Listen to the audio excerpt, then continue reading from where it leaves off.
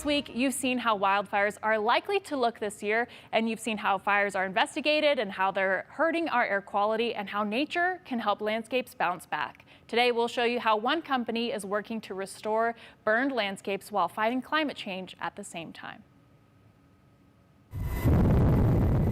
The aftermath of a wildfire When you first get there, it's a pretty shocking, it's a shocking sight. can be striking in its destruction. It effectively devastated everything from the soil up, the seed banks up for a large continuous area. That's Matthew Agai, Chief Science Officer for a company called Mast Reforestation.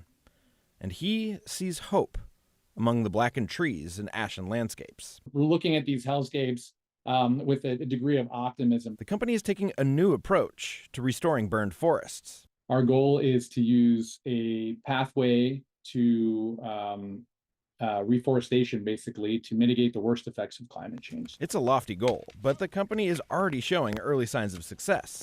In 2020, the Labor Day fires that swept across Oregon scorched nearly 175,000 acres in the Willamette National Forest. Among the burned areas was the Henry Creek watershed, east of Molalla. One of the biggest hurdles to reforestation is the cost, and that's where Mast approaches the problem a little differently. Trees are capable of storing large amounts of carbon dioxide, one of the primary drivers of climate change. And Mast sells carbon credits to people and companies looking to offset their emissions, essentially canceling out the carbon emitted from smokestacks with the carbon stored in trees. That allows the company to offer restoration to landowners at steep discounts. The Henry Creek project is kind of the perfect case study for the type of work that Mast does. But of course, you can't replant a forest without trees. And that's where a 150-year-old company called Silvaseed comes in.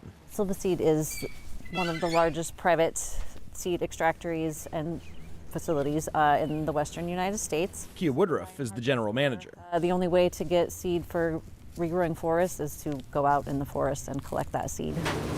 The cones start in one position here at the front. They first come in as cones, which are sent through a kiln to open the scales and release the seeds. Then they go through a series of machines that brush and shake the seeds to sort and clean them. We do this for a random sample of 100 seeds on every lot. Once they're tested in a lab for viability, they're ready to plant. The media is wrapped in a piece of biodegradable paper, and it just gives a little bit of extra protection to the roots, a little bit easier to handle. This assembly line can produce up to 136,000 seedlings each day. And they all end up just down the road in Silvaseed's greenhouses. I asked Woodruff how many are in each greenhouse. Maybe 1 million. She said it's not easy work, but it does have its rewards. Every single time there's a fire, it's like, okay, who are the people that are going to be affected by this fire, and what resources can we bring to bear on that? More than 160,000 of those seedlings have made their way out to the 300 acres on the Henry Creek project. Some were dropped in seed pucks by heavy lift drones. Others were planted the old-fashioned way. And the trees that were planted resulted in offsetting more than 200,000 metric tons of carbon dioxide, according to Mast. That's the equivalent of canceling out the yearly emissions of more than 47,000 cars. As soon as they're put in the ground, they're accumulating carbon and creating wood. And that's something we want to protect and create resilience for on a very long, decadal, century-long timeline. There are some skeptics of using reforestation to offset carbon emissions, though. Grayson Badgley is a research scientist with a group called Carbon Plan. So Carbon Plan is a nonprofit that we use the tools of open science and data to make sure that we're focusing on climate solutions that work. And Badgley's skepticism lies in the very nature of offsets. You burn some fossil fuel and you add that carbon dioxide to the atmosphere, but you trade that for the promise of a good thing happening somewhere else. Carbon dioxide can persist in the atmosphere for hundreds of years or even longer. And trees are inherently temporal, sometimes dying naturally, other times wiped out en masse by things like wildfires.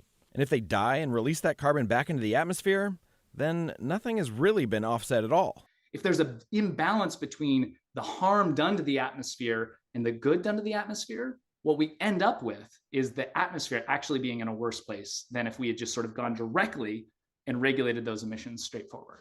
Still, Agai was confident in the company's plan over the long term. We think about the individual or stand, of course, there's going to be dynamism. Trees fall down. New trees are going to grow when we plant more trees. They're going to reproduce. And he said that the more trees that can be planted, the more resilient they'll be to wildfire, and the more confidence buyers will have in carbon credits. And as soon as we do that at a very large scale, we start to see that the impact and the resilience are much better. The outlook is much better, and it should create confidence in these markets. But a guy also knows it'll take more than just reforestation to fully combat the impacts of climate change in the West. The future of the Western landscape is really dependent on this combination of tending to natural systems that have a natural resilience, but also working as fast as we can to quickly recover these hellscapes or these moonscapes. Cale Williams, KGW News.